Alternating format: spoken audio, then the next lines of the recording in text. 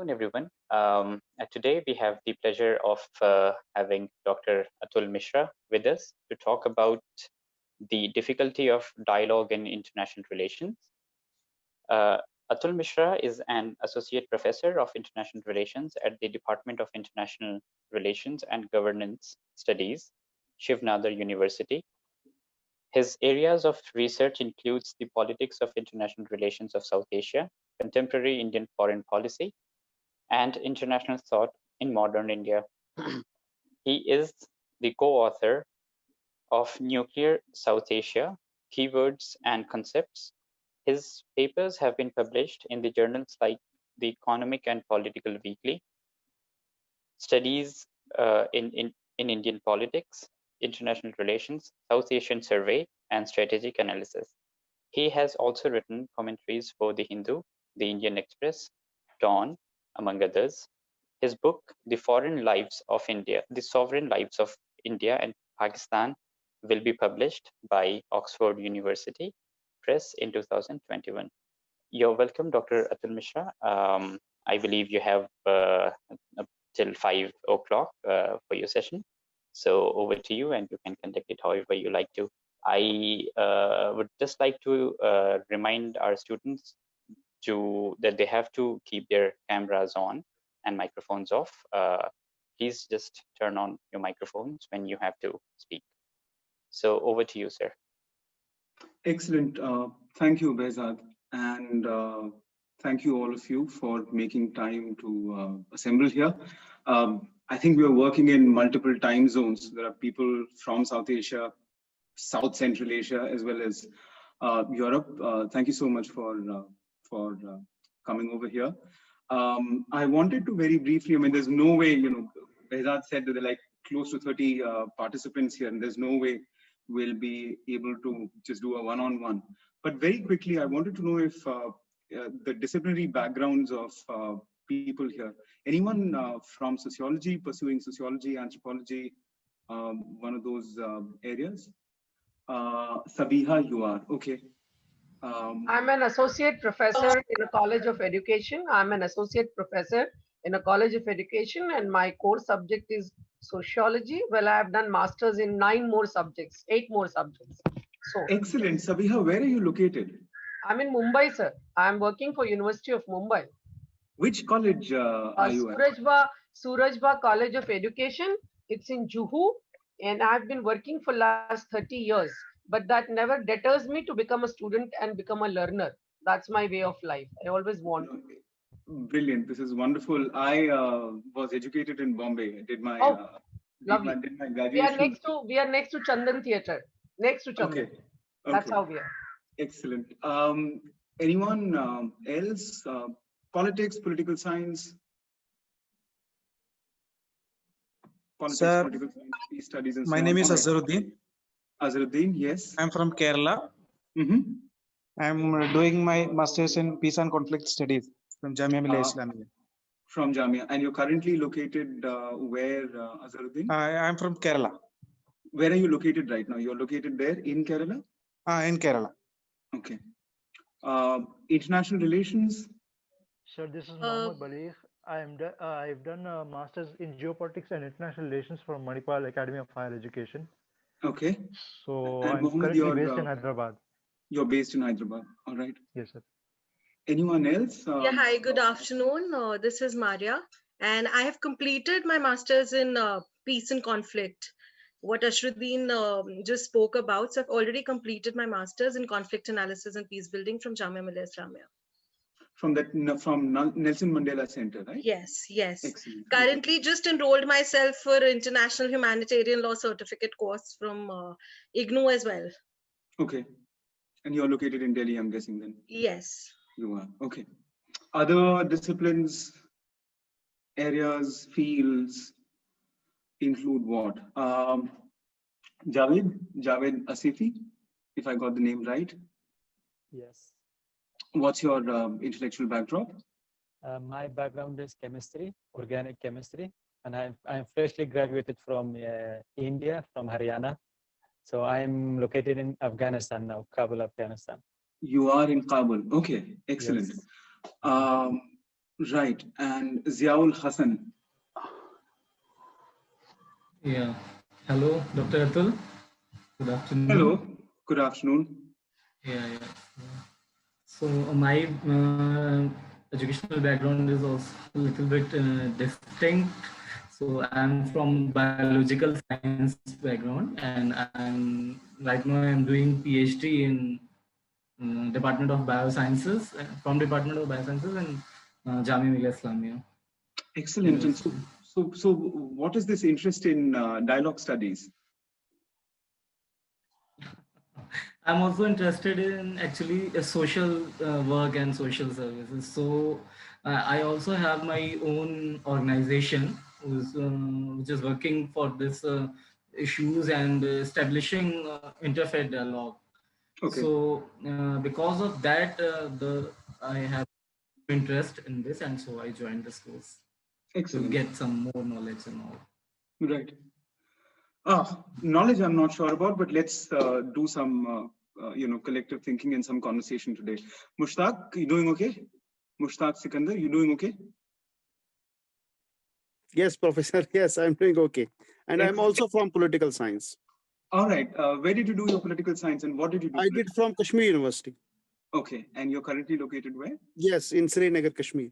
You are in Srinagar. And did you do your master's, your PhD? What did you do? I did my MPhil. You did your, okay, MPhil. Great. Behzad, I'll start sharing the presentation now. And what we'll do is, howsoever long the presentation takes, I have not timed it, but my feeling is about 40 odd minutes. So we'll do this for that long, and then we'll start rolling as far as conversation is concerned. Sounds okay? Yes, perfect. Okay.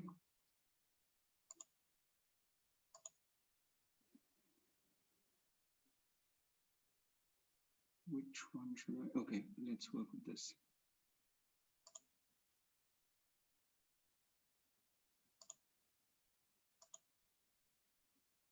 All right, the slide is visible to everyone? Yes, it is. Vishal, is it visible to you? And Deepti too. Deepti nodded, so I'm guessing that it is to her. All right, great. So, you know, when Behzad got in touch the first time around,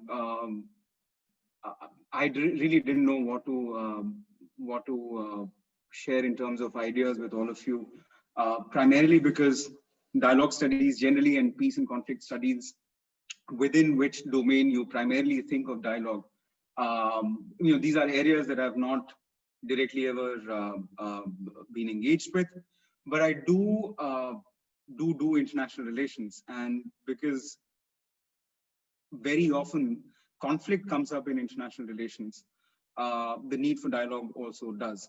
And so what I thought I'd do is share with you some thoughts on how to think about dialogue in international relations, and also leave you with a sense of what are the constraints, what are the difficulties of dialogue in international relations.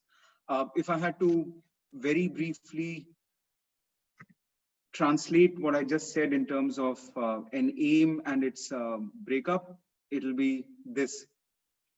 What we're trying to do is see how we can think about dialogue in international affairs, but here international affairs are to be seen not as an interplay of states or a play field of statesmen, but as a dimension of human social existence. So if you conceptualize international affairs in these terms, in explicitly non-geopolitical and explicitly sociological and socio-ethical terms, if you think of international relations in those terms, then how do we think about dialogue? In particular, there are three questions that I wanted to throw to you in our midst so that we could do some to and fro on it. One is the necessity of dialogue. What in international relations, what in the international arena makes dialogue necessary? The second is what constitutes dialogue? So how do we conceptualize dialogue? How do we define dialogue? Definition is a bad term, but how do we define dialogue? And third, which is the substance of what I want to present here today, is the difficulty of dialogue. What is it that makes dialogue difficult? Let's start rolling with this then. First element, why is there a need for dialogue in international affairs? Where does that need arise? The obvious answer anyone would say, well, look around you, there is just so much strife, so much conflict, so many differences. These differences can be very bloody, they take a toll on human beings, and for all of those reasons, of course, the answer is obvious. It's commonsensical, because this conflict, you need it. But there is also a certain, and this is the first point I want to make, there is a certain logic to international life which generates the necessity for dialogue. And it's this logic that I wanted to highlight with you. Those of you who've done international relations theory would be somewhat familiar with it, but for others, I thought it'll be good if I just simplified it here. Now, I want you to reflect on a very simple fact that our social existence, that is, all of us, we constitute humanity, and our social existence is indivisibly multiplicitous. This is a slightly pretentious way of saying that human beings are divided into multiple societies. Societal multiplicity is one of the defining features of human beings as social entities. These are different ways of saying the same thing. These are different words strung together that arrive at the same basic reality, that human beings as social creatures are divided into multiple societies. And because that is the case, the need for dialogue is generated by our multiplicitous existence. We are, of course, divided into multiple territorially organized societies. So if you like, you can call each one of the territorially organized societies a TOS. And the dominant form these societies take in contemporary period is, of course, sovereign states. But we've been organized in other forms as well, in other political forms as well. Empires at one point, city-states, more rudimentary political forms as well. I mean, in the erstwhile period, we used to call them tribal societies and so on and so forth. But the essential fact is that as far back in time as we can go, both historical as well as archaeological record tells us that we have been divided into multiple societies. This division, in fact, is not peculiar to just us humans. I'm not sure if it is universal to life, especially complex life that is mobile, sentient life. I don't know about that. That's a very big claim to make. But what is fairly certain is that quite a lot of life on Earth tends to split in multiple groups. And so to that extent, what is our condition as human beings, as social beings, is not particularly unique. Now, what is the implication of our multiplicitous existence? What is the implication of societal multiplicity, if you like? There are two, multiple, but two from our point of view. One is we are co-present, right? We are co-present. We are simultaneously present within a finite realm, which is what we call planet Earth. But we are not just co-present, we are also...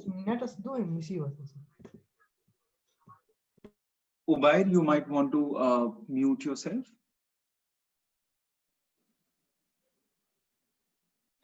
Okay, we're not just co-present, but we are also compelled to interact with one another.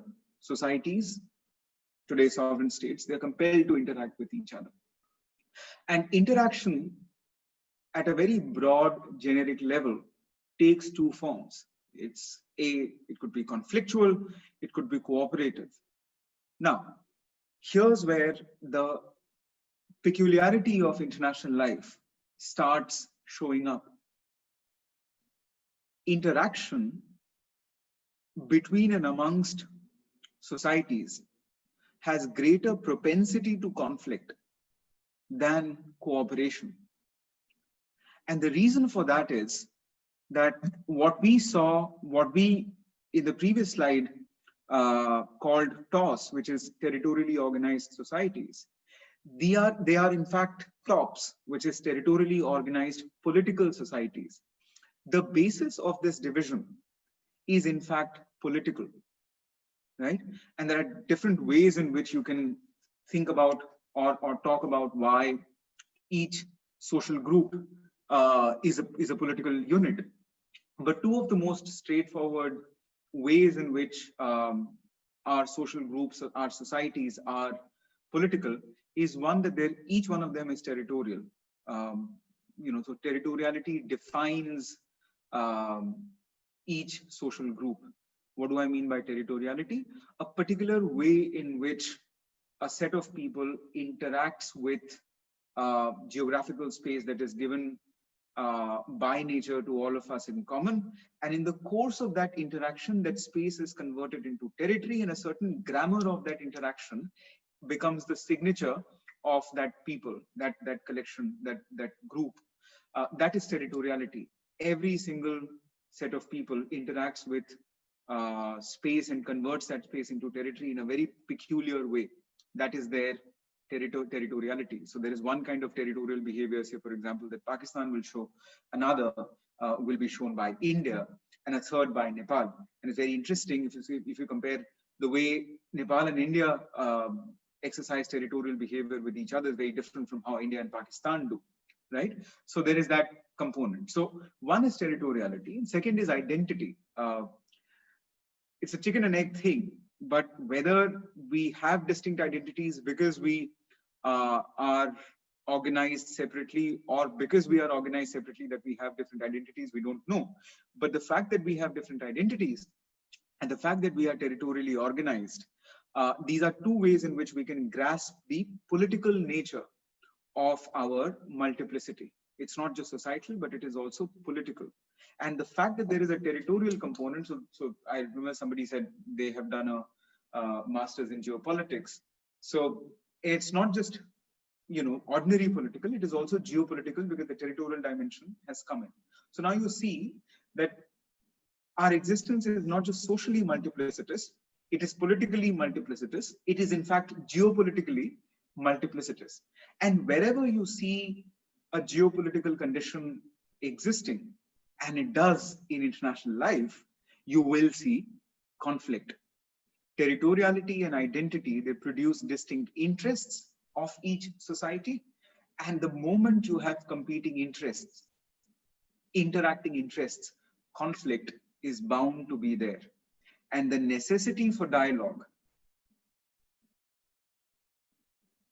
is grasped when you realize that human beings have to respond to conflict.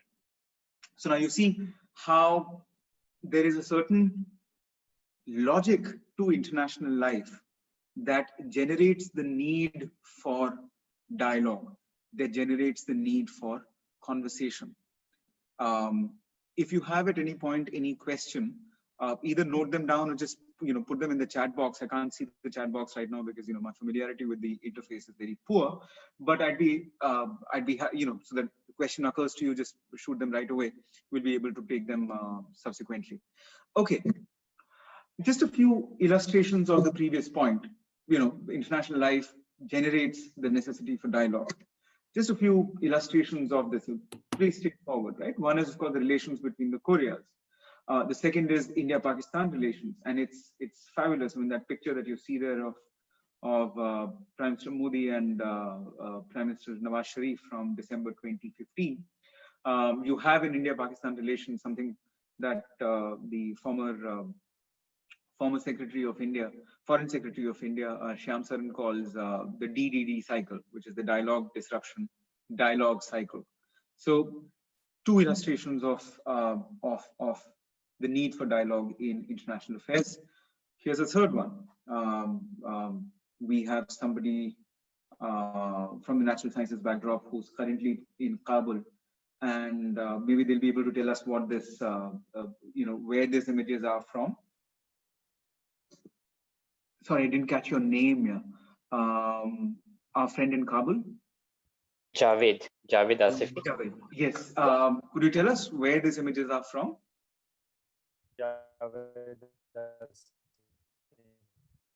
Can I tell, Dr. Mishra? Can I say? We'll just wait for Javed too. If he's they're talking about peace. Sorry. Yes, it is in Qatar, and there is.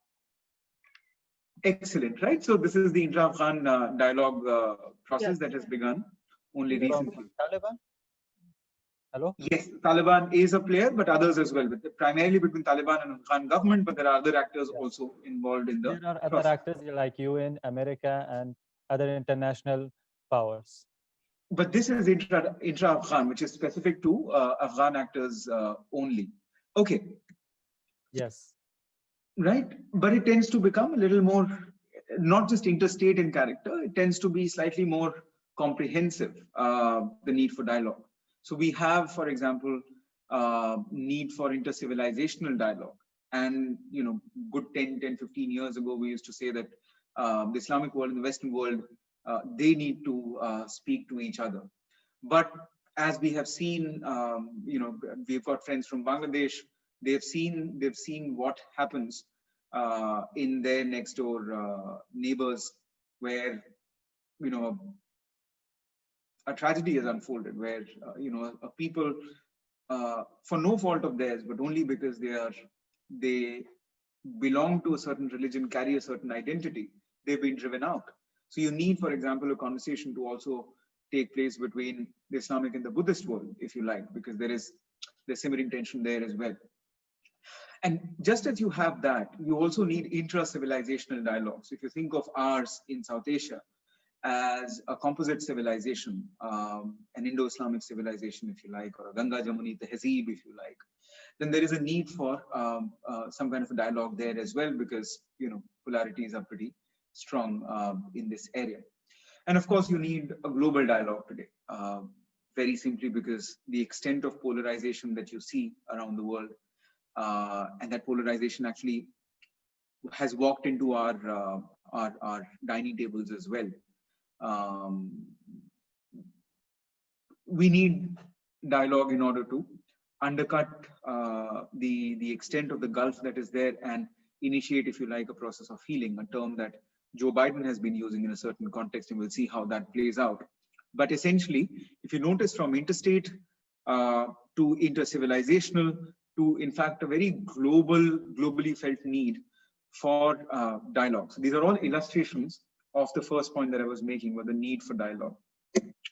Okay, what constitutes dialogue? How do we conceptualize dialogue in international affairs?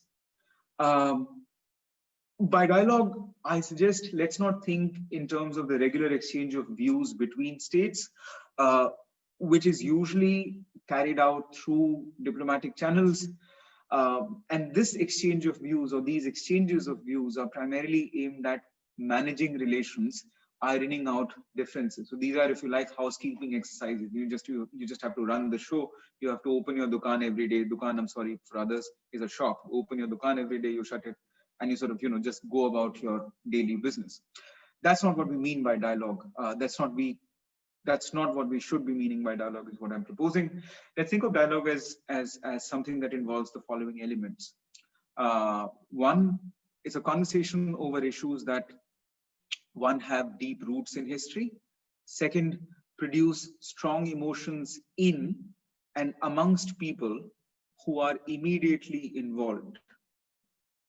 Three, issues that exist at a certain scale. There's no objective number that you can put, but the scale of like millions of people involved would be a good scale to work with.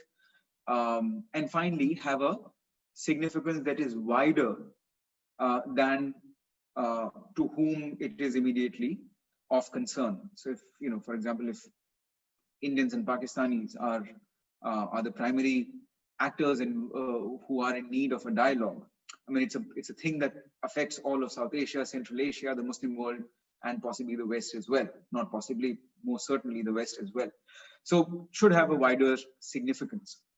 And the goal of a dialogue should necessarily be a profound and deep transformation of relations. If you like, and I sort of prefer simpler terms, a grand reset, if you like. Sometimes you notice you have if you have a remote control for one of your gadgets, and if you've messed up the settings too much, there's always that reset button. You said sort of, this is too much to manage. A lot of complications there. The settings have all gone haywire. You just press the reset button. So a grand reset, think of a grand reset on a civilizational scale, subcontinental scale, possibly a global scale as well. Although, there are limits to human agency to do something on that scale. Okay, if this is how we understand dialogue, this is how we think, this is what we think dialogue constitutes, then do we have an example of it? And Behzad may have shared with you this speech that the former president of the US, Barack Obama, gave at the Cairo University in June 2009. And I want all of us to just read this excerpt from that speech. Obama said that he was in Cairo to seek a new beginning between the United States and Muslims around the world. A beginning which was based on one, mutual interest, two, mutual respect, and three, the truth that America and Islam are not exclusive and need not be in competition. He went on to say that they in fact overlap, the two forces overlap and share common principles, those of justice, progress, tolerance, and dignity of all human beings. Now, what I want to propose is that the speech represents not a dialogue, but an invitation to dialogue. So if you think of, the preparatory work for a dialogue, the speech will give you good indications of how to go about preparing for a serious, consequential dialogue in international affairs. What does he do there? First starts with a diagnosis, right? Says that there is great tension between America and Muslims around the world. The tension has roots in historical forces that go beyond any contemporary policy debate. So, the historical bit. He takes a long view of the relations between not just America and the Muslim world, but primarily between Islam and the West. It talks about conflict and religious wars that go back centuries. Talks about the ways in which colonialism ended up enslaving and therefore breeding, sowing seeds of resentment. Talks about how modernity and accompanying globalization has widened alienation and created new sore points. And all of that has fed into this great divide that has come to be seen between the Americans and the Muslim world. Goes on to say that this gulf that exists today has been taken advantage of by extremists, and the suffering caused by this extremists actually belongs to both the Americans and Muslims. So that's a diagnosis, right? But then he goes on to say something else, something more. And this is crucial for any dialogue. I'm sure you've done case studies, especially people who've done conflict and peace studies. You're aware of the importance of candor and confrontation in any dialogical process. So he says, let me speak as clearly and as plainly as I can about some specific issues that I believe we must finally confront together.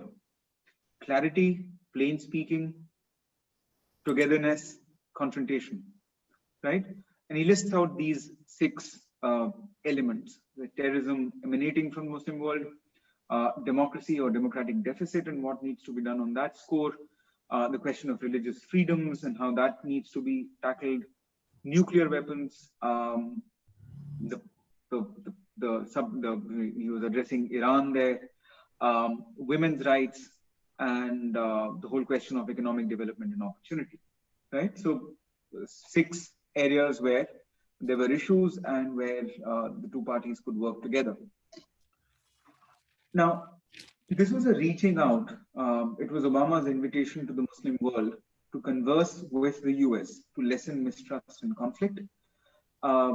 He spoke here as a leader of a Western country, but the subtext was clearly that he was also representing the values of the West. Several things that he talks about, including the rights enjoyed by Muslims within the US. There is definitely that sense that, you know, this is also, he's representing the values of the West. And this to me was an instance of state social force dialogue, if it had actually picked up on, if it had been picked up, with an intercivilizational undertone, right? So when I talk about dialogue, I have something like this in mind. This is a presentation, not really an academic paper. If it was the latter, there'll be far more rigorous conceptualization. But basically just this, what I'm saying is, look at these 4 elements, look at the aim, and in light of which, if you read the speech, A New Beginning, you get a decent sense of what is it that I mean when I say dialogue and dialogue in international affairs. I want to add one more element to it. Conventionally, and at least in the interstate realm, there are 2 ways of doing international affairs, conducting international affairs. The primary way is, of course, diplomatic. You use diplomacy to work everyday relations. If there is crisis, you know, you work up your diplomatic pumps even more and see that a breakthrough happens. This is a routine way of conducting. When diplomacy breaks down, that's when war enters the theater, and you know, that's the second way. But dialogue is a third way of conducting international affairs. It's very, very difficult, almost impossible to pull off. But when an issue is really of a fundamental nature, if it is intractable, and if it's an issue that actually makes you helpless, makes you feel helpless in terms of your conventional resources, your powers of, you know, incentive, your powers of coercion, if those are not working, your resources of incentive and resources of coercion, they're not working, then you need dialogue. You have to go back to your reason, you have to go back to your affect, 2 faculties that each one of us has, and you have to rely upon them to see if you can make a breakthrough.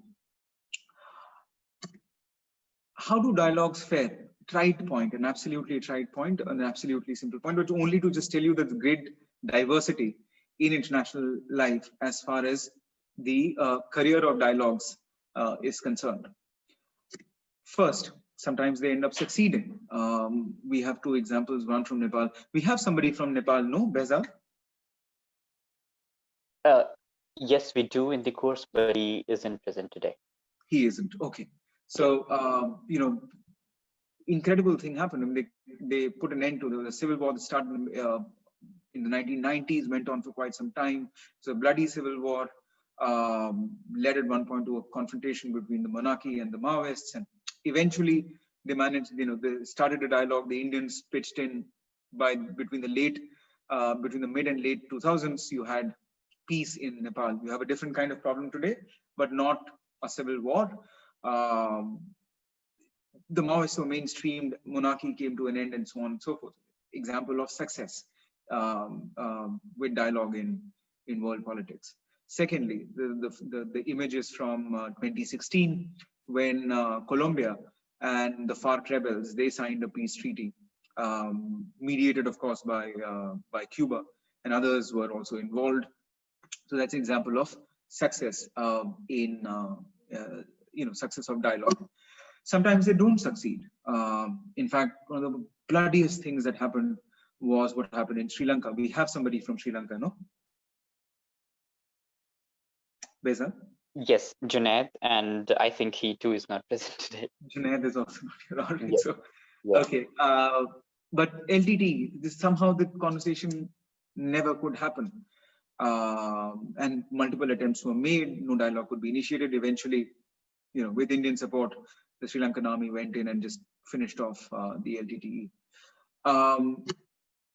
Third example, sometimes it just takes very long, very, very long for dialogue to start. So the international community has been working over Afghanistan for over 20 years now, actually, because the Bonn conference, if my memory serves me right, took place in December 2001 or soon thereafter. So the international community has been working on it for quite some time, but it's taken good 20 years for Afghans themselves to come to the negotiating table, sans external parties, and start dialoguing.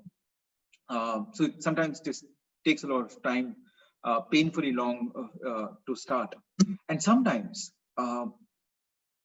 even the need for dialogue is not felt in a widespread manner. We are in South Asia at a stage where not interstate dialogue, but an intra-civilizational dialogue, an inter-community dialogue that spreads across the region. And I'd be happy to talk about what I mean by all of this in the Q&A, in the interaction after this. But that need is not being felt at the moment. We're not really able to talk about in a manner that is urgent and immediate. So that we've now, by now we've covered the first two elements of the presentation. I now want to move to the third one, which also features in the title, which is the difficulty of dialogue in international relations. And what I want to share with you are a few constraints on possibilities of dialogue in international affairs. Again, those of you who've done IR, this will be staple. You'll be familiar with it, but others who aren't, sort of somewhat who come at it indirectly, this might be of some help. 5 of them primarily. First is human nature. This is an argument that has been made by different quote-unquote realists, but its most articulate expression comes from the 20th century great political scientist Hans Morgenthau. In a couple of books in the late 1940s, first The Politics Among Nations, but more centrally in a book called Scientific Man versus Power Politics, Morgenthau goes on to say a number of things. Firstly, he takes a very bleak view of human nature.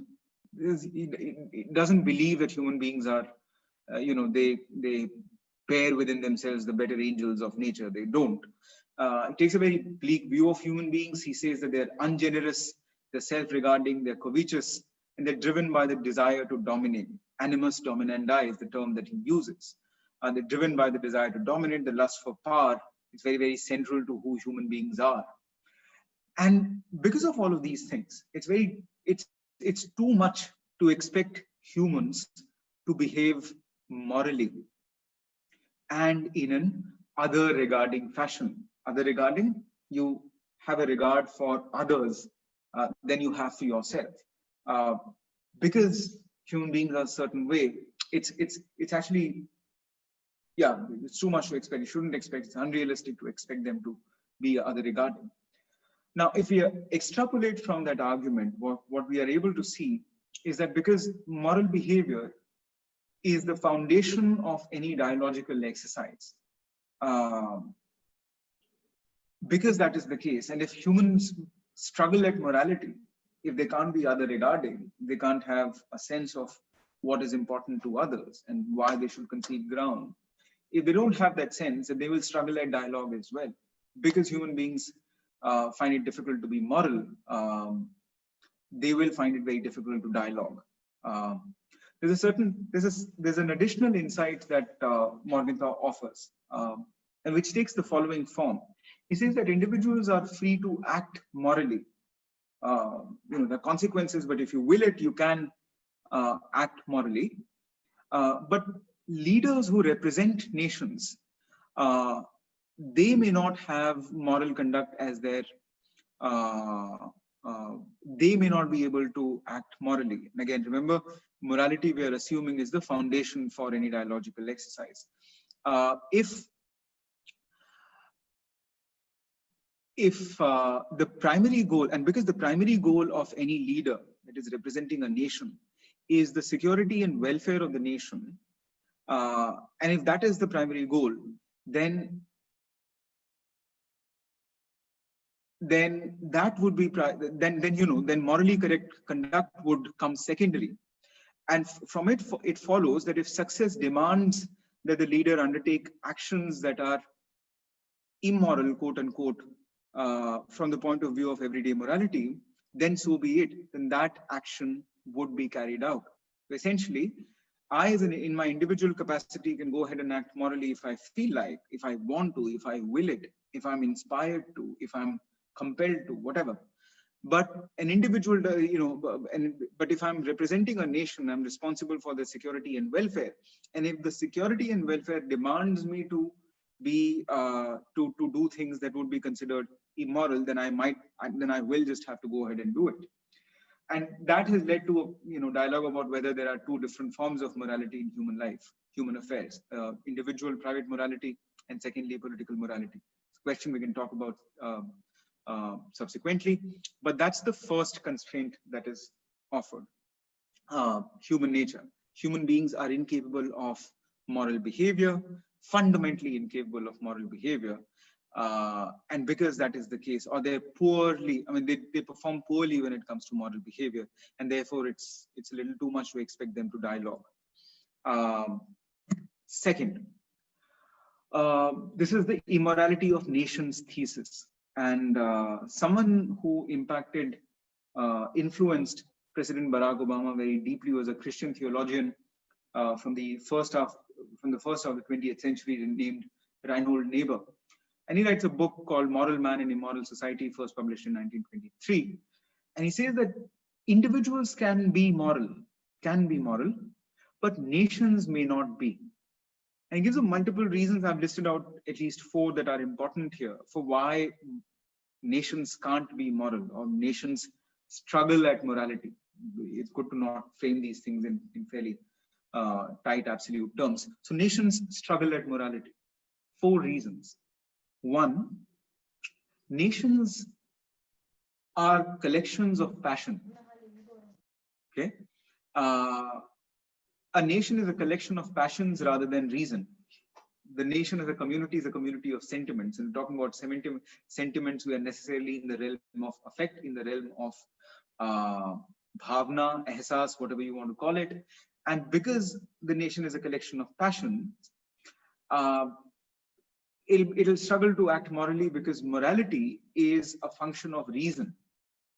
It is when we work with our better part, with our better selves, with our reasonable self, that we are able to think about the common good, and that is central to dialogue.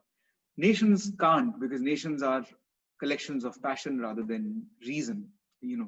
Nations are formed, they are based on emotions. They have emotional foundations rather than reasonable foundations, if you like. The second reason why this is the case is because nations are necessarily inward looking.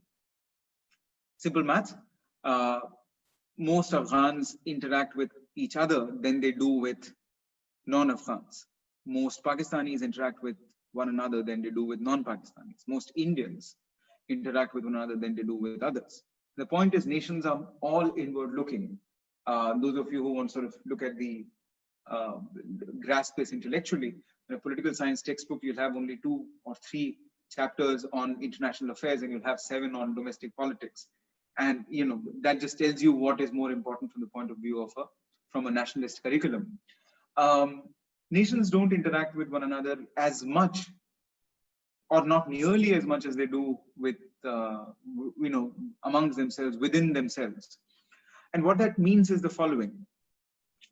Inwardness leads to less widespread interaction, socialization, and less sympathy and mutual understanding. You and I, Behzad and I, will have to interact with one another, each other, on a fairly regular basis for us to understand each other, for socializing, and for there to be some kind of an intersubjective agreement on what is important and what is valuable for not just the two of us, but the wider community, in fact, the world as a whole.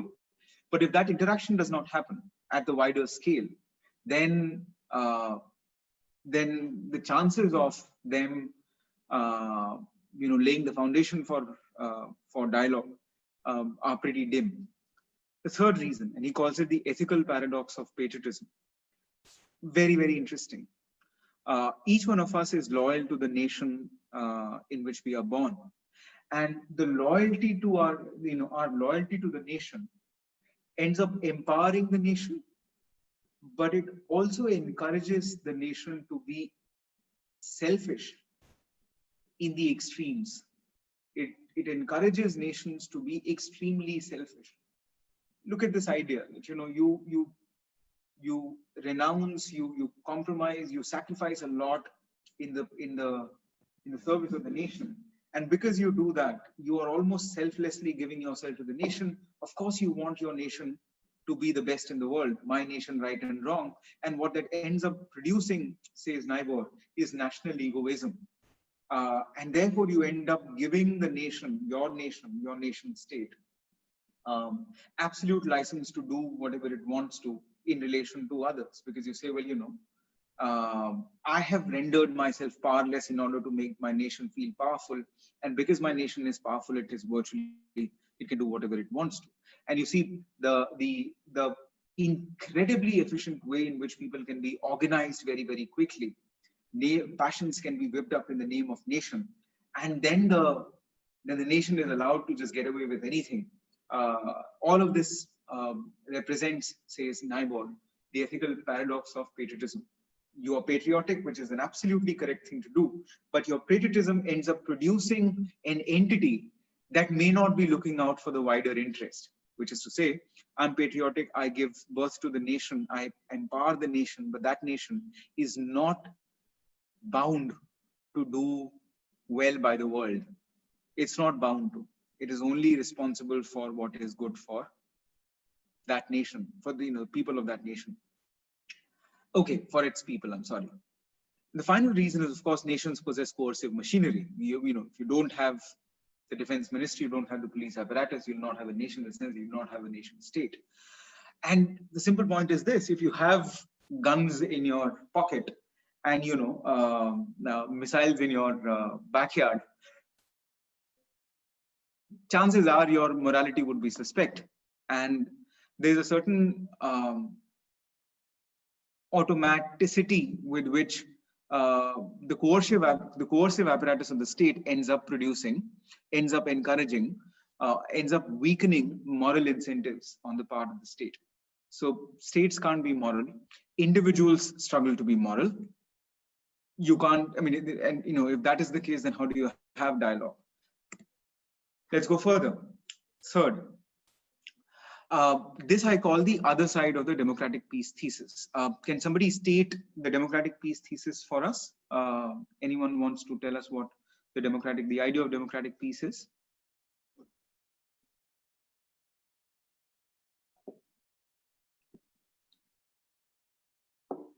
Anyone wants to take a shot at it? Political science people? Can I? Urusa? Yeah. It just basically means that democracies are least likely to engage in any sort of conflict. Excellent. That is so sharply put, because, generally, very blunt and a bad way of putting it is on the Rajinder Nagar way of putting it, no offense meant, but the Rajinder Nagar way of putting it is, democracy don't go to war with each other. It's far more nuanced, right? But essentially that. Now, sorry, let me just minimize the window, because otherwise I can't see my own screen. The other side of the democratic peace thesis is that liberal democracies consider themselves superior to non-democracies and are often aggressively disposed, if not outrightly violent towards them. You don't necessarily have to, take your gun out and start shooting, or do the defense ministry equivalent of what it means to take out your gun and start shooting. But think of this as a widespread phenomenon. A handful of liberal democracies, a handful of quasi-liberal democracies, we who used to be one, we've stopped being one, profoundly illiberal, but they tend to be slightly snooty, slightly condescending towards non-democracies. And what that does is that it ends up sowing seeds of tension as opposed to laying the foundation for dialogue. They tend to be aggressively disposed. Now, if you extrapolate from this and you add some history to this other side of the democratic peace thesis, what you see is something like this. The West as a whole considers itself a superior civilization to non-Western ones.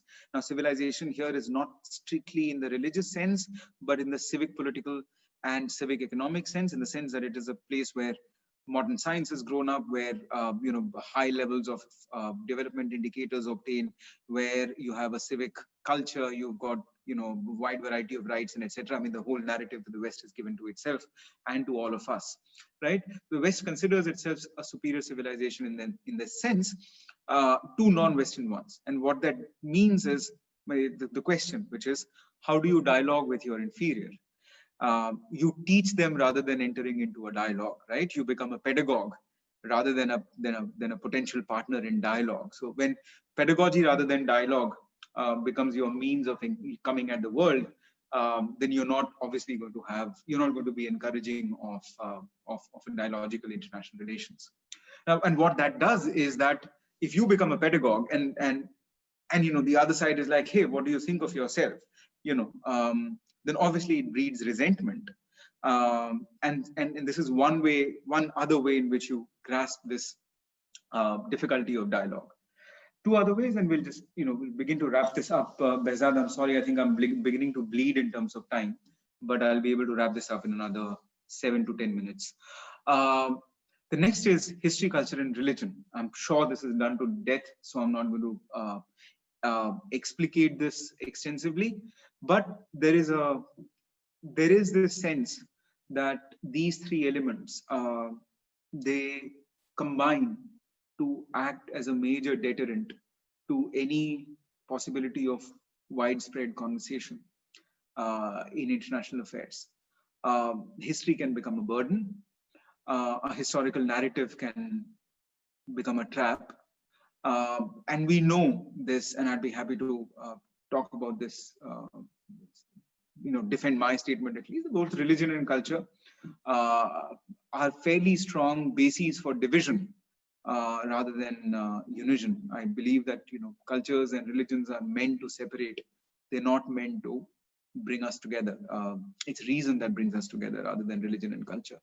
And if you think of these three elements, history, culture, and religion, think of them as real profound forces that act upon the world. You can think of them as acting together as a constraint on dialogue. And a version of that is to be found in Huntington's Clash of Civilizations. Just one clarification, ideologically, I completely disagree with what he said there. At the same time, I do believe that each one of us who's interested in dialogue, each one of us who's interested in a slightly ethical international affairs, should pay attention to what he was saying there, because a lot of condemnation has happened without actually engaging with what he may have his pulse on. So that some examples from our time where culture, history, and religion actually show up: Iran-US relations, the West in the post-colonial world, India and Pakistan, stable, right? Okay. But, and this is what I want to submit to all of you, the singular most important, the singular most enduring, and the singular most difficult constraint is international anarchy. It is both universal and secular, the sense that it's got nothing to do with any attribute of the societies of the world. The fact that there is international anarchy is good enough to deter possibilities of dialogue. Non-IR people, it's very important to understand what international anarchy is. In very simple terms, imagine that there is societal multiplicity. The world is divided into a number of sovereign states today, and there is no higher authority above the level of the sovereign states. In India, you have 25 plus states, and above them is the central government. So you have, governments, state governments, and you have the central government. The central government says during pandemic, there'll be the Raj of the DM and CM and PM. And that's the Raj that we all see today, the district magistrate, the chief minister, and the prime minister. I mean, the central government has scrapped the whip, everyone's fallen in line. That's hierarchy. In international arena, there is no authority above the level of the sovereign states. Remember, I'm saying authority and not power. And what that means is that the international arena is basically without government. It is anarchy, without rule, without government. It's not chaotic. It is chaotic, but that's not what we mean by international anarchy. We mean that in the international arena, there is no government. And there is a certain logic that stems from the lack of government, lack of sovereign authority in the international arena. It takes the following form. What anarchy does is that it encourages states to look out for themselves. Why do they have to look out for themselves? Because there's no one else to look out for themselves. Delhi, bad example, but Mumbai, Sabhi has from Mumbai tell us, people can just very easily step out at any point in time in the night. Women, no problems. You just, do whatever you want to. No one's going to be. For the most part, you feel secure. Delhi, you don't. Why? Law and order machinery, terrible, people, very, very terrible. People on the outskirts of Delhi, even more so, but in South Delhi, even more so. But the point is, all said and done, there are some ways in which we'll feel somewhat secure within the state. But states don't feel secure vis-a-vis each other because they don't have a security guarantee above themselves. There's no umbrella that can shield them from missiles raining on them if somebody decides to. So every state feels very insecure. They look out for themselves, and what that does is that it leads to self-help behavior. Each state is trying to help itself, and what that in turn means is that there is an extremely low level of trust amongst states. And states, not just among states, states generally tend to, over a period of time, become distrustful. They arrive at the world with distrustful disposition. And there's high levels of suspicion, low trust, high suspicion. And in addition, there is lack of certainty about each other's intentions. And when you're not sure about what the intention of the other side is, you start responding not just to what they are saying, or not what do you think is your intelligent guess vis-a-vis them. You start responding to each other's capabilities. So Behzad's carrying a gun, I'm carrying a gun. Behzad, I'm sorry, but I'm just, you're the one I'm most familiar with at the moment, so I'm implicating you in this conversation, in this example. The point I'm trying to make is Behzad's carrying a gun, I'm carrying a gun. There's no one to look out for, look out for either of us. We're not going to be bothered about each other's intentions. Oh, Behzad means well, he's just carrying a gun to protect himself. He's not going to shoot at me. No, I won't bother about that. What I'm going to do is I'm going to see what kind of a gun Behzad's carrying, and I'll try and carry a gun that is slightly better than Behzad's, because in the event of a shootout, I want to prevail.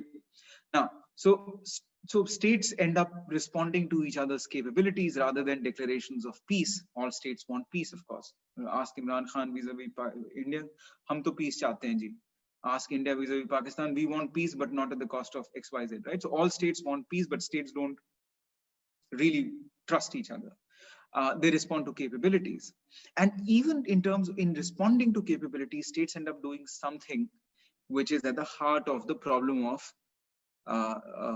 constraint, which is they end up developing offensive capabilities.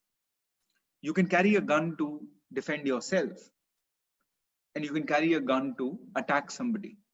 States, following the logic of anarchy, end up developing offensive capabilities. And once you develop offensive capabilities, and it's just not you, there's an aggregation of offensive capabilities in the international arena. And I don't know, there are one or two states that actually, a handful of states actually rely upon others for their security in that sense. But a vast majority of states in the world have offensive capabilities. And when you have that kind of a concentration of offensive capabilities in the world, whether states are party to the dialogue or not, that presence of offensive capabilities in the world, when it is in itself a deterrence to dialogue, right? Let's start wrapping this up. Here's an example. In the 1990s and in the early 2000s, prior to 2008, there's a lot of two-way speculation, a lot of discourse about how the US and the Chinese are, they could have differences, they could have become geopolitical rivals, but fundamentally they'll be able to speak to each other because China was professing quote-unquote peaceful rise, and on the American side there were also hopes that the more China becomes a liberal economy, it liberalizes economically, the greater incentive it would have to also start liberalizing, not democratizing, but liberalizing politically as well. Didn't happen. And people will, and scholars will tell you the reason it didn't happen is because logic of anarchy caught up with the United States and China, right? So deep differences that they have in multiple areas today in terms of territorial claims, Hong Kong and Taiwan, digital international relations, trade, peace in Asia, you name it. They don't even agree over the name of the deep waters of planet Earth, Indo-Pacific versus the Pacific Ocean. So we have Asia Pacific and Indo-Pacific and all the rest of it. Happy to talk about it in some detail. But there are these deep differences. The scope of these differences is actually planetary. There's no one in the world who's not actually affected indirectly or directly by this rivalry. The need for dialogue is very apparent, but it is least likely. And it's least likely because people will tell you that's the logic of anarchy dictating. And this is what happened in India-China relations as well. I mean, the kind of political capital that the Prime Minister of this country actually invested in having a breakthrough with China, and the amount of personal photo opping that happened in the process, the hugs and so on and so forth. Don't want to say bear hugs, but hugs that happened, they happened in, you were sitting on a swing in Ahmedabad, you were flashing the victory signs against a boulder in Mahabalipuram, and then you were doing the whole Wuhan tea exercise in the pleasure gardens and so on. So we're doing all of that. What happened in the first half of this year in Ladakh, all of it just went boom, nothing happened. Geopolitics ended up trumping years of, sorry for using that term, but I mean it in a good way. Geopolitics ended up trumping years of cultivation of personal relations between NM and Xi Jinping, right? So all of this is only, I mean, this entire exercise was basically to flag the following points, and I'm going to end with this slide. At the heart of international life is conflict, and constraints to cooperation and dialogue are formidable. And these constraints impact us on an everyday and immediate basis. Remember what I said at the beginning of the thing? If you conceptualize international affairs not in terms of interstate,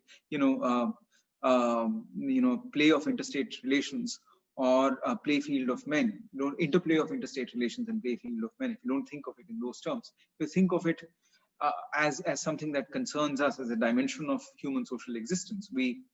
There is an international dimension to our existence as well. If we think about international affairs in that sense, then the international shapes our everyday in a very deeply intimate way. The fact that there is so much intercultural bad blood, gives me acidity every third day. Moral acidity, if you like, and just sometimes very literal acidity, because I'm encountering somebody who's got the craziest of ideas, but they seem to have a lot of legitimacy in the world.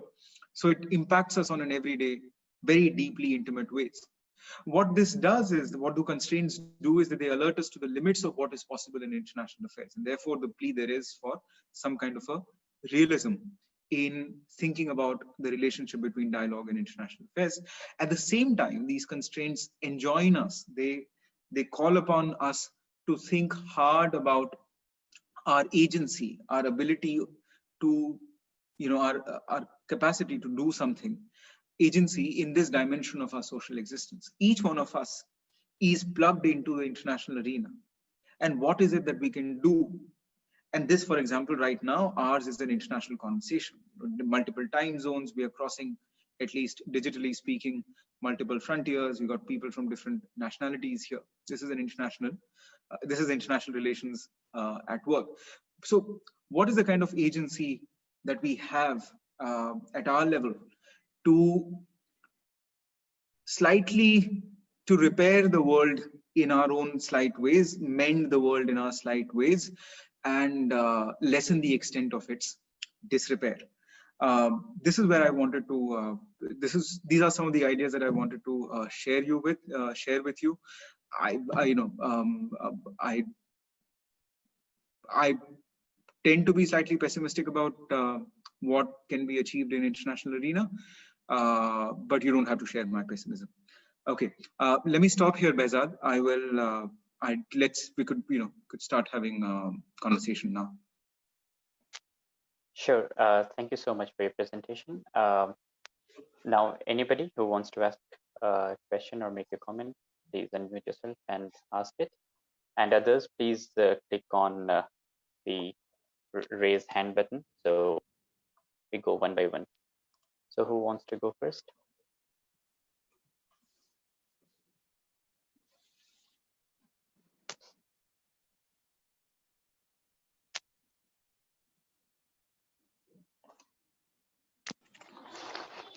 Hello, sir.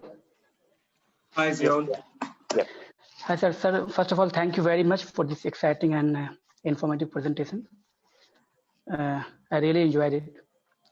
Sir, I wanted to know about the Nagorno-Karabakh conflict between between Armenia and which country? Azerbaijan. Yes, Azerbaijan. So, sir, that peace agreement was dialogue or something different thing? Because despite peace agreement between Azerbaijan and Armenia, mediated by Russia, Armenian people still hates Azerbaijanis, as I have seen in the news. So this peace agreement seems like not peace agreement. What is your comment on this? Okay. Thank you. Are we clustering, Behzad, or do we go individually? As you wish. If you want, we can take one more question. There's one. Yeah, let's cluster if possible. Let's cluster if possible. If not, Asharuddin, please. Yes, sir. Thank you, sir. So my question is, how could we differentiate this muscular mediation with respect to this dialogue in international relations? Muscular mediation, just like America used in Afghanistan, etc. That's my question. Thank you, sir. Do you want to tell me a little more? You gave me an example, and that's very helpful. But do you want to add some more flesh and meat? Okay, sir. Okay, sir. Just like America has a strong hold over the countries as a world police, so use their hold in Afghanistan just to pick these parties into table and to make a conclusion. Okay. Okay. Just like that, how could we differentiate, or is there any important muscular and dialogue? Okay. Okay, sir. Thank you. Welcome. You want to take more questions? With this one? More? Yeah. Okay. Sabiha More. Dr. Mishra, I was just looking at the geopolitics that is going on in around our country. I would like, let's say last 15, 20 years, I have always seen whenever there is a conflict between two nations, the third nation always raises their hand to say, we will mediate, we will help you. So there is a blast in Lebanon, and a French prime minister flies from France and says, okay, we will help you. And there is a problem in Ethiopia, Tigray region, and Tigray, like a retaliation group. And Somalia says, okay, I will interfere. There is a problem between India and Pakistan, and somebody from America will say, okay, we will meet. Does this help?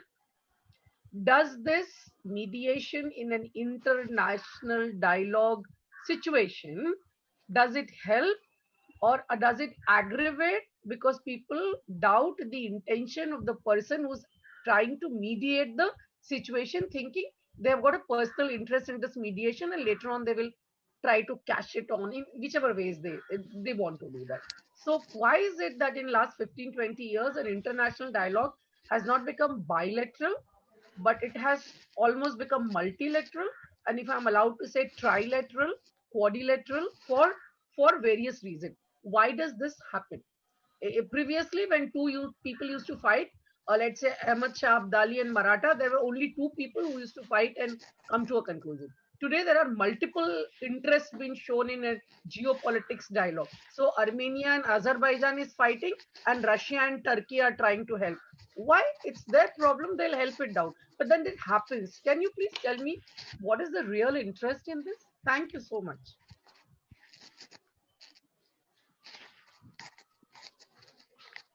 Okay, good. So let's take this. Ziaul, the first one. I'm not a scholar of area studies, so the details I would absolutely be poor on, and therefore I don't think I'll be able to answer you whether make that distinction for you between what was it, peace agreement and a dialogue. But from the description that you've given and the little sense that I've had from media reports, it would seem to be not an instance of dialogue. If we go by the four basic elements that I listed out, and if in your own telling there is this sense that there is great bitterness between the parties involved, obviously this will not be a dialogue. So what we are looking at, in fact, is some kind of a brokered intergovernmental peace agreement that may not have addressed the underlying concern. Does that help? Yes. Okay. Azhar, your question is very, very interesting. Especially, I mean, in the abstract, muscular mediation is an antidote. It's antithetical to dialogue, right? When you do, as I kept saying, the very point of a dialogical exercise is that the foundations are moral. There is a great degree of other regarding sensitivity. You try and understand my concern, and I try to understand yours, and that is how we start. And all dialogue must necessarily, therefore, betray sincerity. I don't know if muscular mediation in any way, I mean, analytically, you can separate it very, very easily from dialogue. It's not. But what I was intrigued by was your description of what the US has done in Afghanistan. On my reading, there have been multiple stages of multiple responses of the US to the whole to Afghan peace. Initially, they said, we're going to just bomb the hell out of the Taliban, and which is what they tried to do. Then they started realizing Taliban's regrouping, and there's no way that you can fight them militarily. So then you started becoming a little more accommodating. You started saying, all right, but we are not going to fight them directly. So we're going to shore up and build capacity amongst the Afghan armed forces and have them fight with the Taliban. And then they realized that that's also not working. They will have to encourage the two parties to come together. But for the two parties to come together, the Taliban wanted, the Americans to go out. And so there was a great deal of nuance to that entire process. And therefore, I would not think of it as straightforward muscular mediation. But to go back to repeat my answer, if it is muscular mediation, then obviously, by definition, it isn't dialogue. So we have, I'm sorry if it's, I hope it's okay if I, address you by your first name, because we're also colleagues. And of course, Mumbaikar, right? So, two parts to your, there are two questions that I could pick up. One is, does mediation help? And secondly,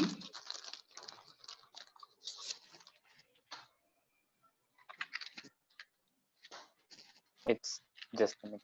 Yeah. Yeah. There are two parts to your question. One is, there are two questions actually. One, does mediation help? And secondly, which is far more interesting in one way, is how is it that, at one point it was bilateral, the Marathas and the Afghans, they basically ended up sorting it out amongst themselves.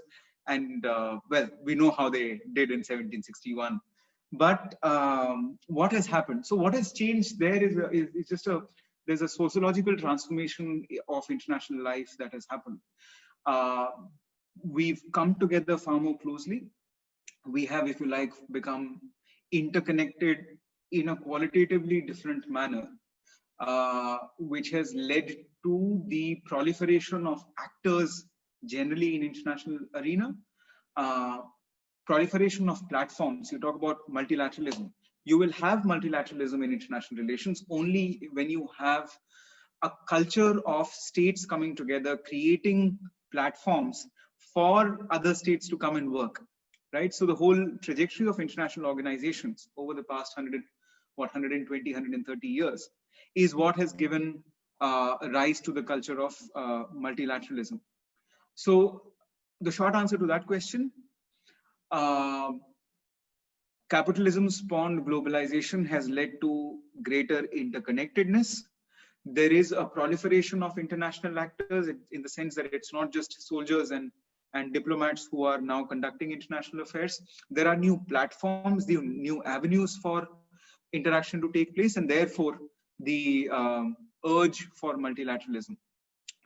And therefore the prominence of multilateralism. Does mediation help? It depends. In some cases, it definitely does. Government of India played a fairly active role in what happened in Nepal. The Norwegians, we know, were for quite a long time trying to have a create a breakthrough in Sri Lanka. Didn't work out. The Cubans played a role in the Colombia-FARC deal. So there are instances where mediation definitely works. To the extent that you can talk about, the Egypt-Israel deal, the Americans were responsible for that kind of turnaround. So mediation in some cases does. In other cases, it does not. I mean, what matters really is A, the context, and B, whether the two parties are involved, are okay with the idea or not. And that in itself is a question of case studies. But there's no straightforward answer to it. Yeah, so that by way of my response to your question. Baligh. Thank you, sir, for this wonderful presentation of yours. Also, thank you for refreshing my understanding of international relations, especially based on your description of realism. And I would like to ask two questions, sir, based on your last. Sorry, Bezad, did I lose him or? No, I think there's a problem with his internet. Baligh, we can't hear you.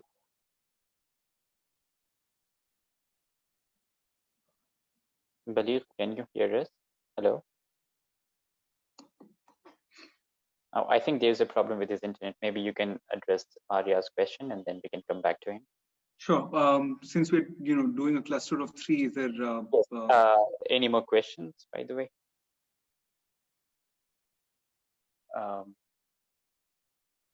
Vishal, go ahead. So, am I audible? Am I audible, sir? You are to me, yeah? Yes. Yeah. Oh, hi, I'm Vishal here. And my question is that I come from Bihar and my village is situated situated on India-Nepal border. So Nepal is quite close to us, and in terms of people-to-people interaction, India and Nepal are one of those countries which enjoy this, right? But often Nepalese accuse Indian government that from the times of Rana and Shah, they have been continuously interfering into the Nepalese domestic politics. And one of the classic example was seen when the Constitution of Nepal was being passed. The foreign secretary flew from Delhi to Kathmandu, and that this whole and other countries, when you look in the subcontinent, Sri Lanka, Pakistan, and Bangladesh, they always accuse India of this big brother sort of uh, player in the in this region.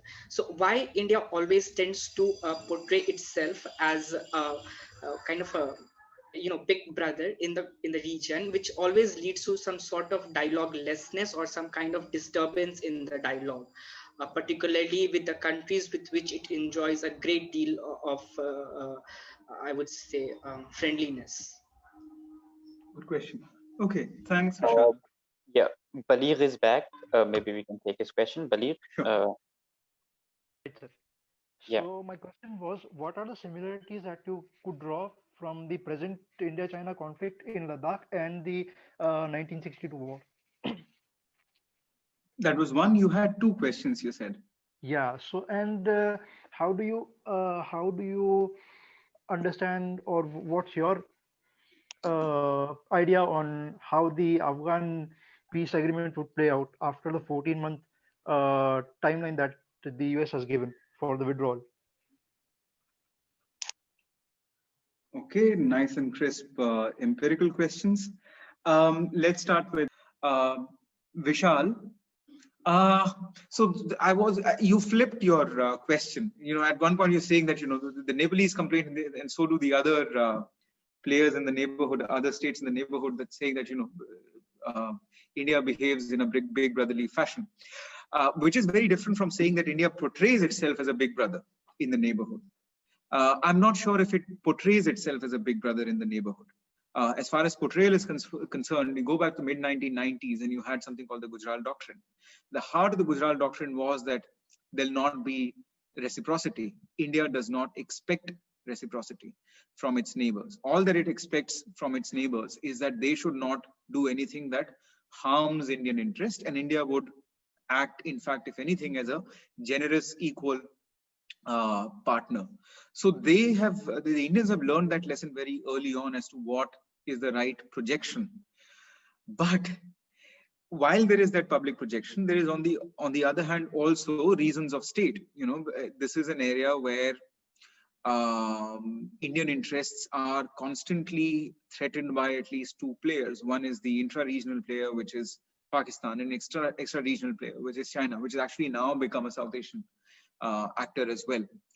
And because of and that basically means that government of India is constantly on tenterhooks when it comes to the entire neighborhood. It is constantly managing affairs in these places, and the instance that you're talking about, Nepal, is a byproduct of that. So that's my response. Answer to your question is, if your question is why does India portray? India doesn't portray. Why do they end up feeling like this? Just look at asymmetry of power. I mean, India is just infinitely more powerful, not infinitely, but several times more powerful on conventional power indicators vis-a-vis these countries, and they're bound to feel insecure. And remember that each one of these is also a democratizing polity, if not an entirely democratic polity. So politicians have an incentive to whip up public frenzy so that they can use it to their advantage. So all of these ideas about big brotherly attitude, etc., they also float about in these ecosystems, and they're often a part of domestic politics.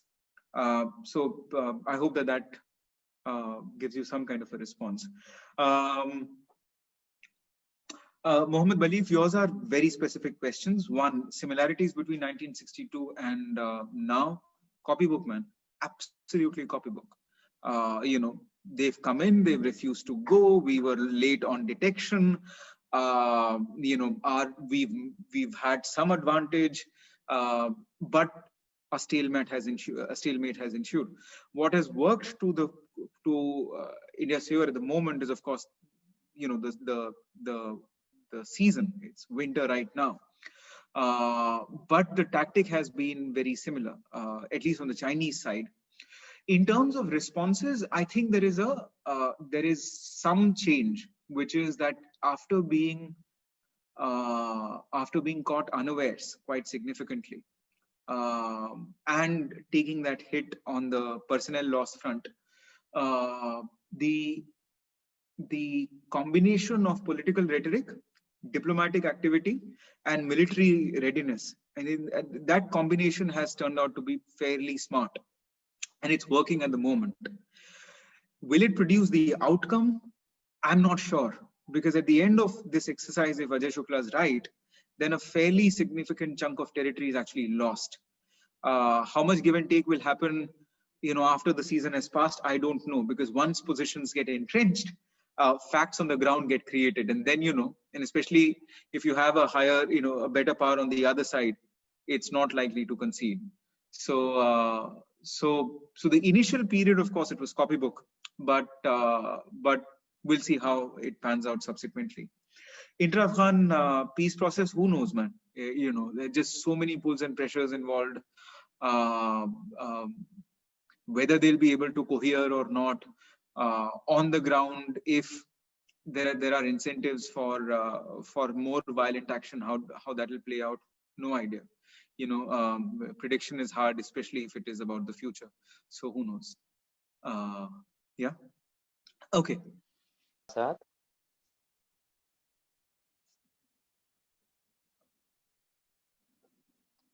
Abul Kalam, you ask your question. Should I answer right now or after answering the question? Please go ahead. Yeah? You can ask your question now. Okay, sir. My question would be regarding China and the India, this subcontinent relationship. My first, I want to give some background information regarding the, let's say, Indian Chinese economics policy, new Chinese economic policy. Let's say they have made some new economic policy, like the new Silk Road, policy, where they are connecting with new country. Well, let's say even most of the country around in this Asian subcontinent, even from Australia, they are the member of this Indian new, Chinese new economic alliance. So my question would be, let's say, if I talk about India and China, the India in that alliance group, India is not one of the member. India is left behind one side. So my question is, let's say, if India want to fight with in case of economy or in case of other way, can India will be survive in this new economic policy, or is there any chance that India is going to make new alliance group where there is going to be another member in the group, and they are going to they will try to control this part of the world? Is there any such kind of policy or not? This is my question.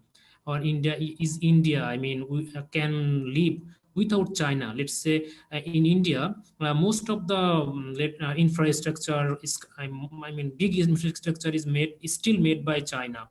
So if India is, try to stay besides, get rid of China, they can stay outside China? Okay, is it possible? Abul Kalam Azad, I don't do economic policy, man. So I have, I will not be able to answer your question in its specific economic details. But I will tell you this: the condition. So something was coming. Something was coming in the sense that the trade deficit was so high in India-China economic relations that it had to be in one way or the other addressed. What the Ladakh thing has done is that it has given an incentive to India to do something about the lopsided nature of trade relations, and it'll take some time, but we'll be able to see India in a much better economic footing as far as trade relations are concerned vis-a-vis China than it was in, say, Feb or March this year. The question of survival does not exist. I mean, the survival of Indian economy is not a function of its trade with China. The survival of Indian economy is in fact a function of, the policy measures that are taken within the government in New Delhi. So there are problems there, but that is all that I can read. I don't do economic policy with any more. I don't have the expertise for it to actually say anything for little more specific than that. Yeah. Okay. Okay. So I think we have 10 more minutes, Dr. Atul Mishra. If there is more you would like to add something as your concluding remarks, maybe we can finish with that. Okay. If there are no questions, then first, of course, I want to thank you, Behzad, for giving me the opportunity, and to all of you for being here and patiently listening to whatever I had to say. I'll go back and repeat something that I said at the beginning, which is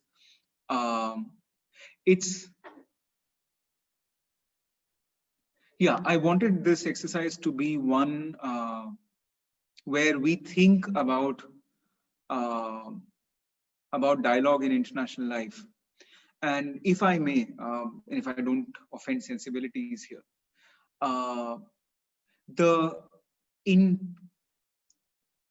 with regard to political questions, the thing to always focus is the outcome. And when you focus on political questions, when you focus on the outcome, then it's important to inject a dose of realism in our thinking about politics. And one of the things that I noticed, and I don't know if it applies to this certificate course or to all of you, but one of the things that I noticed is that if you're dealing with a morally desirable topic and a goal like a process like dialogue, dialogue is a process, it's not an outcome. We tend to be overly optimistic. We can be overly optimistic. That is something that we need to guard against, is what I believe. Especially if the dialogue partners have to be the most realistic or people invested in dialogue in any form have to be most realistic about what dialogue can achieve, and how so very often dialogue can't achieve something, and in fact how frequently the possibility of dialogue does not exist on a grand scale. However, each one of us in our own micro ways can bring about some changes here and there in people's perceptions of what is happening out there, the worldview that people have. So at that micro level, if we can have conversations together, they could sort of, work towards some kind of a dialogical possibility. So what I'm saying is, one, it's good to be realistic when thinking about dialogue in political situations, conflict situations. And secondly, each one of us also in our own small and everyday way participate in this process of changing the world just a little, but doing that from a place where we don't appear self-righteous. One of the things that happens with peaceniks is that we tend to become, because we want peace, we tend to come across as self-righteous. Thinking of dialogue as problem-solving exercise, as opposed to I want to make the world a better place exercise, is a helpful way to go about it, is what I think. You don't necessarily have to agree with it, but that's what I would conclude my note on. Okay, thank you so much, Dr. So yes, Urusha, you have a question? Okay.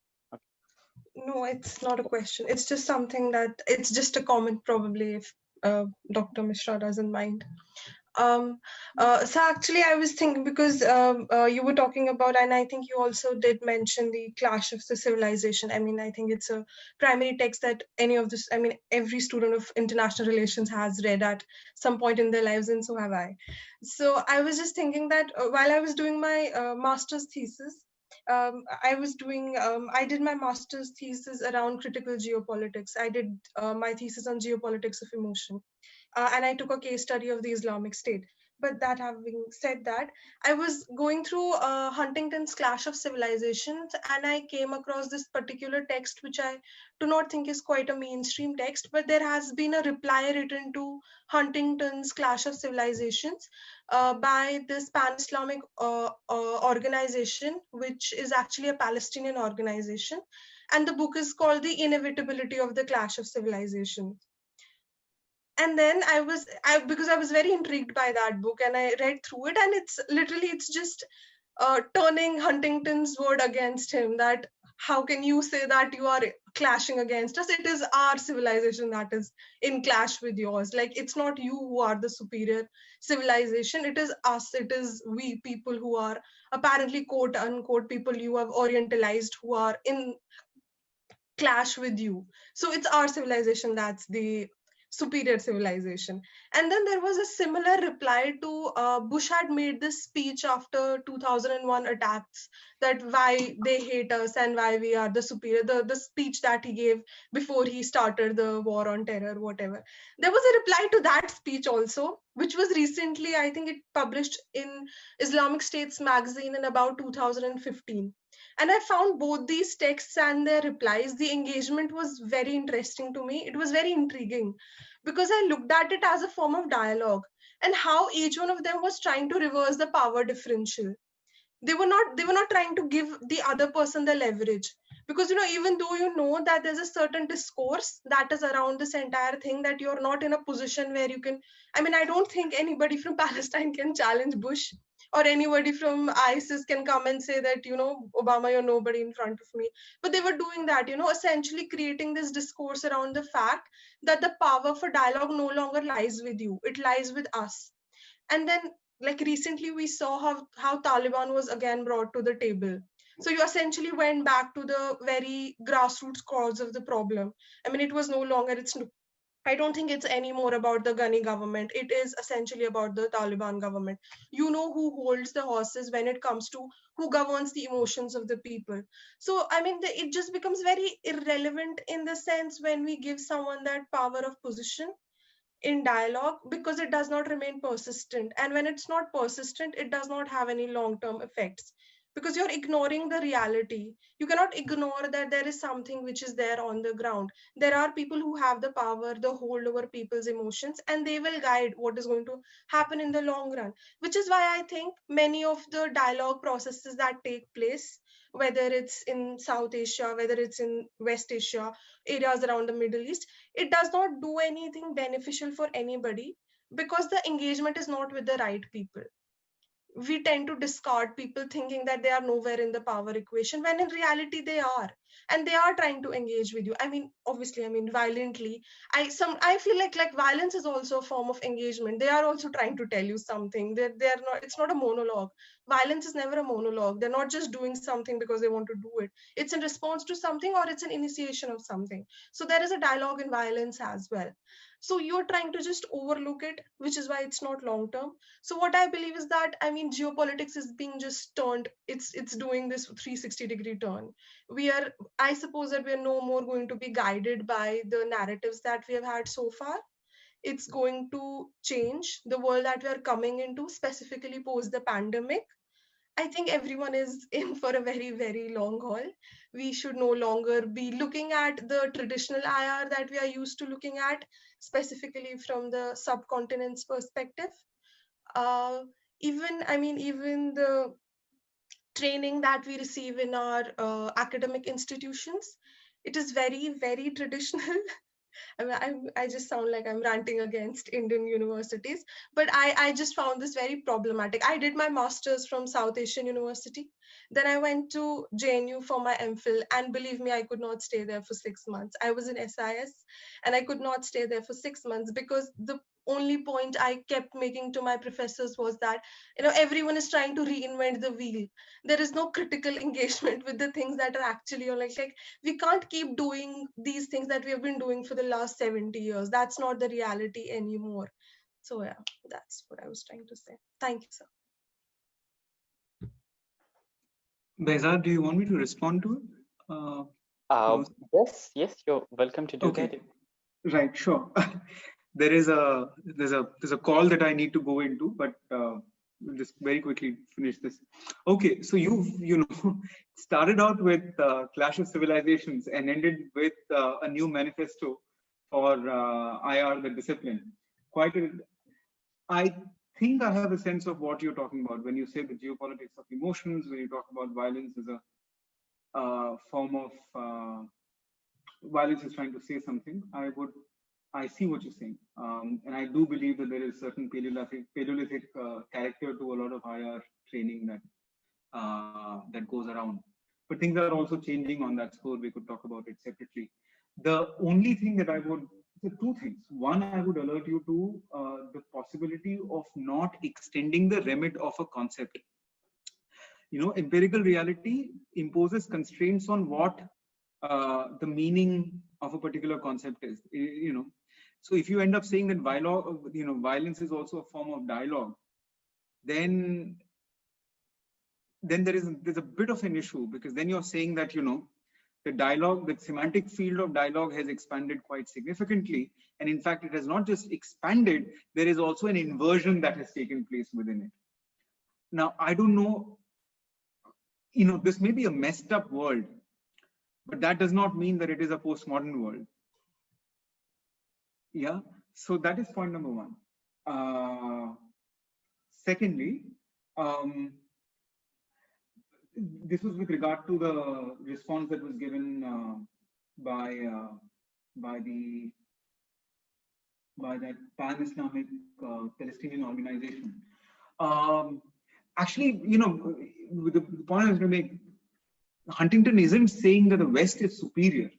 What he's in fact saying is that cultural divisions are so fundamental that given that the world is now freed of ideological rivalry, this is the one that is going to come to the fore, and people are going to be put in touch with their cultural differences, and that is what is going to lead to this.